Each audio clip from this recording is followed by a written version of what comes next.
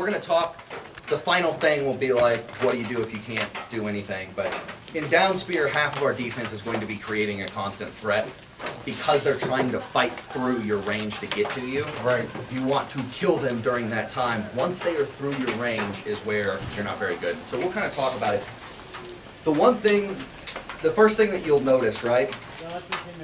Yeah, I know. I got to watch. Thank you, though. Flax are more important than lunch. What the fuck? So, the final thing that you'll notice is even if we balance this, right? So if he's right here, and I'm fighting right here, I can easily meet him with both things, right? Okay. So we're sitting fully in B range. We're sitting in C range. I'm in great shape. I can hit him. The one thing that we got to learn is that the second he gets to right about here, I can no longer balance this unless I'm holding it back here. At this point, I'm completely giving up my defense. I'm probably going to die. I can fight with my sword. I can use this as a shield. But honestly, his sword is also a sword, and his shield is better than mine, right? So at this range, we are no longer happy no matter what we do, okay? So we need to talk about what we're going to do. We'll talk about the close and then what we're going to do once he gets here, okay? For the close here, why don't you get a sword and board? We'll talk about the close first. I'm going to go through it all, and then we'll drill. That way, you've got all the information, and then y'all guys can stay for however much you want. Mine's in the car, but I was just going to steal his. He straps way different than I do. Here. Everybody's straps a little different. It's like right towards the side. Oh, you have a sword. Never mind. Yeah. I don't know how he fights like that. All right. Luckily, you're cute. So, first thing that we're going to do You got is like when... short little elf arms. All right, so as someone's closing, if they're closing hard, once again, our first, we'll go through the thing. Is someone stepping at me? Step back, right? That's first time, every time. I'm doing this, he steps back, I'm here, okay? This is where we want to be. That's for just a soft close. Step back, back up, all right? Try to reset the fight. You know, if he's coming in for a quick set, can I stab a couple times for him to be like, no, I don't like that? Now we reset. I'm comfortable again. Now I can work, okay?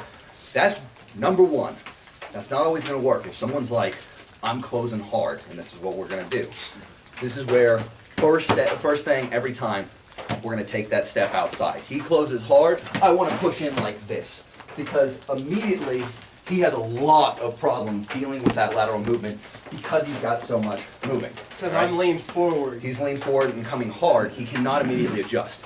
When we take this step, we're going to do one of two things. All right? Step one, I'm taking a step. I'm throwing over this way. Okay? If he is a fighter who knows that and keeps high, then when I step over, he's going to keep his board high almost every time.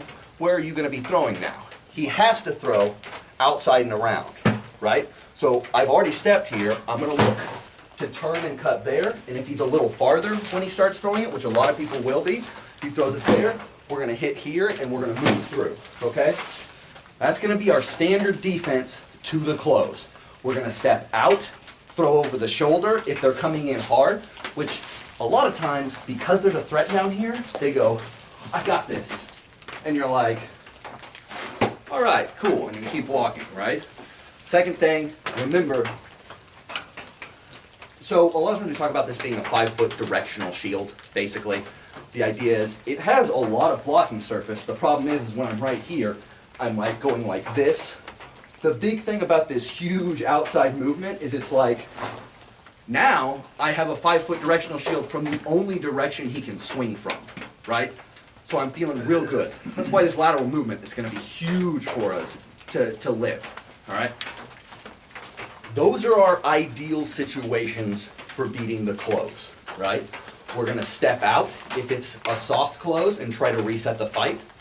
If it's a hard close, we're going to step around, throw to the shoulder or to the arm if he's reaching. Always remembering that when we step around, our defense is over here, all right?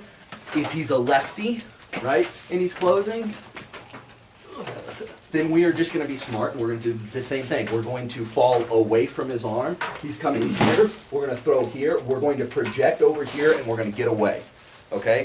So just be smart. You know, if he's a lefty, we're just switching it up, all right?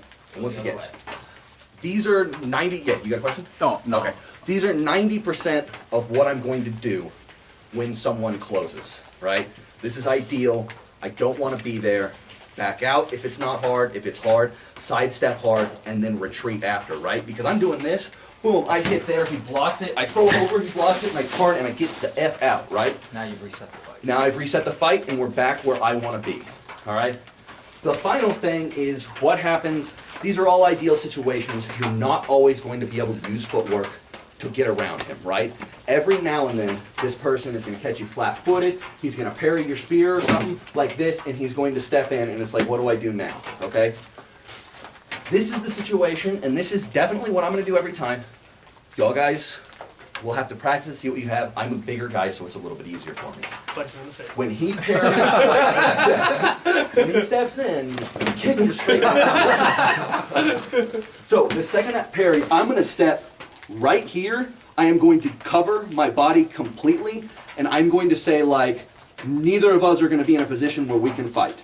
All right? So you see the important thing here is I am like 100%, that's where your sword is. I'm not giving you any space to get inside, and from here, I'm just going to try to move out and push away.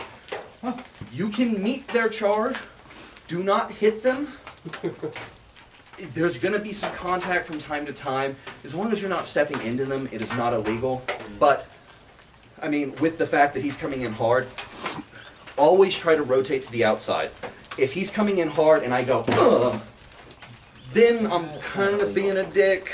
He's running into me, but I'm running into him, and we're probably not wanting to do this. So instead, I'm always going to want to come in to the outside. And once again, this cross right here is going to be like my, oh God, don't hit me, and then I'm going to get out. You're just forcing rotation so that you can escape. Right, I'm going to force that rotation, and I'm going to take away his options. Because once again, if we're right here, I'm in real trouble, right? He's got all these options of where he can hit me, and his gear is much better suited than mine is, right? So we are at oh shit time. How do we reset? The best, safest place we can be, it's kind of like in Brazilian Jiu-Jitsu, like someone can be on top of you. The safest place for you to be is hugging them into your body completely so they have no space to maneuver on you, right? That's what I want to do here. I'm in trouble, try to take away all of his space to maneuver. I'm stepping in, dropping way under my stuff. If he's wrapping outside, you know, I've got this huge out, and then I'm just going to try to get back out. Okay? And now sometimes, depending on how it is, we can throw a shot to get outside. So if he's over here, maybe I want to throw there. And it's not because I'm like, here's my kill shot. It's like, please block while I leave. That's really all it is, right? Just give him something to think about so you can leave. All right? So that's kind of my final section. That's how I deal with defense. Once again, your ideal thing, step up and reset, followed by counter strike. Use your footwork, maneuver around their charge, and kill them on the charge. That is ideal. That's what we want to be doing every time. Oh shit moment is we want to go belly to belly. Because at belly to belly, they have the least options of how they're going to kill me. And I can then find a time to get out, generally with, you know, I'll do like a quick little push out, maybe a quick little throw in, and then maintain guard, and then leave. Right? Does that make sense? Any questions? Yes, sir. It's the flashiest thing you can do. The rope's too short, you can't do it. We'll say, okay. Yeah, we all know what he's talking about. Oh, I'll give you, so a couple of things, shots that we didn't go over that are important to know that reminded me of, that I wanted to cover. We can step right there. So, yeah, we'll do that at some point. First of all, I think it's about down right now, so you can find some over there. yeah, this first one I don't really need anything for. So the first thing is, something that you're going to need to get used to is once your spear is out, the ability to turn and snap right back in. The power of the stab comes from my hand, not from this moving in, right? So if my tip's here, I can still go all day with my tip hardly getting any space, right? The reason this is important is if I throw in like this and he says parries it, there's nothing that says I can't just turn that around and stab immediately again, okay? This is going to be a real big lesson to learn and thing. There's not a good way to learn it other than telling. Right. What you was just doing back and forth, can you do that again? Okay, so So he's just standing there and you're just telling back and forth right, on so him. I'm going here, and then throwing here, throwing there, and throw there. The idea that I don't need to move that tip, I need to move my hand. The tip's doing it, and I'm steering from behind and creating the power with this boom, boom, boom, boom. Same thing with the sword. Yeah. Right? Yeah, exact Exact same same thing thing with the sword. Your motion is not, the tip isn't going anywhere. Yeah. It's your arm doing the power. Right. So where this becomes real useful is you can start doing kind of deceptive things. Like sometimes I'll come in and throw like this just for fun, and then when I'm like, oh, here's the tip, you just step and turn immediately into the pocket, right? And it's getting a feel for, once again, pound, yes, No, wait. something clicked for me. yeah, getting a feel for this, like, just because it's here doesn't mean I can't immediately throw back in. And if he parries it, you know, like, boom, there's nothing that says I can't throw over immediately. This can continue to threat, and especially when people are parrying from the outside and just trying to take these little steps, there's no reason not to completely be like, oh, you know, like, and constantly throw these I'm little having pokes. flashbacks, you son They're of a trying to do bitch. stuff, right? I know, right? That's something that y'all have to pal, but it is extremely effective, is learning that tip staying out and just rotating to different places. You know, I got knocked out this way, well then it'll just turn right back in up here, right? So, that's it. And then the flashiest thing I can do. Okay, so I have a shot. I suggest that y'all be careful with it if you first start doing it. Is it the Yes. So the idea I behind killed this Nate was, shot in the tournament. I talked about people who just, I had a time where I had a lot of trouble with people who were like, just did that and just sat there and went like, what are you gonna do? And I'd be like, I don't know. So the answer I eventually came up with is if they wanna do that, I would just go like that, right?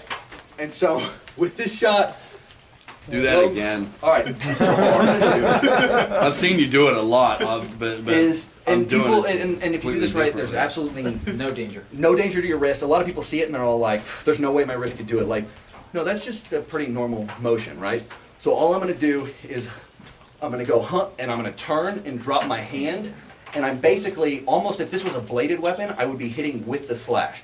And the second it hits or misses, I just turn my hand back around, okay? So it never goes to there.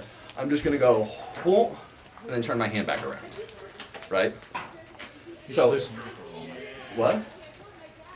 So it loosens right Yeah, there. yeah. Oh, Loosens right- You're loosens just up, yeah. loosening your grip a little Yep. and then it's spin Exactly. around. Again, it's it's those the- two fingers. It's the counter to the common block of somebody raising the down spear to poke at you.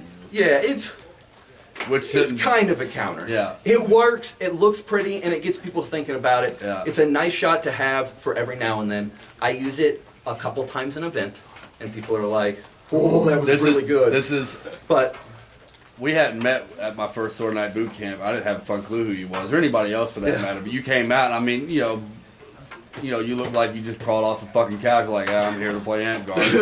And then you was doing that, but you're not just doing it. But at least at that time, to me, it looked like you're dropping that anywhere you feel like dropping it. It's like, oh, and then I fangirled the fuck I out used of to you. use it a lot more. If you want to have a lot of fun and just piss off, like, I can kill some pretty high-end lefties by lefty boarders by I'll walk up and be like, and I'll throw fake right here and then throw in on top just to hit their shoulder. And it makes you feel like a badass, and then generally you want to like kick some dirt at them.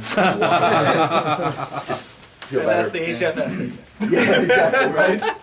That probably works on a lot because to them, you have no threat on the left side whatsoever. So Absolutely. they feel comfortable about blocking. And what's nice is With with the this shield. drop, you're almost just helping your hand go down. So I'm gonna be like, huh, and then that comes over to right there, right?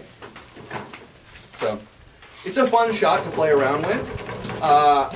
I have hit very few people in the head, but You gotta be careful with it. 'cause you can. but when you hit them in the head, it's real good. It's right there, and you feel pretty dumb. And the other dude's like, "Did you just beam me straight in the head? You just swung that shit all the way around and hit me dead in the face." I'm like, "Yeah, yeah, it did." So be very careful with that one as you're learning it. I actually started learning that shot by swinging it to the outside before Monkey was discussing it with me and saying like it's better if I turn over. So like I had a lot of practice swinging to the outside before I started turning it over, and then I got real comfortable with that turnover. So make sure you pell that before you just start swinging like crazy, or just do it against someone that you really like. So Or dislike. Or just Either or. the camera's on. Someone you really like. Good friends. Oh, God damn it, I'm getting banned. Baba Bane. No, I saw you pull that shot, and I started pelling it. I watched a video, and I Nice. started pelling it. And then one day, I was in a tournament one day in the open bracket, and I was fighting Blaze. And I was like, man, he was eating me up. I was like, man, I don't know how to get around him. And I threw that shot right in the slot. And I was like, yeah! It's beautiful. It's beautiful when it hits. If somebody's not seen it, like, Yeah. they've not Yeah. fucking seen it. Bino got it with me, and I was just like,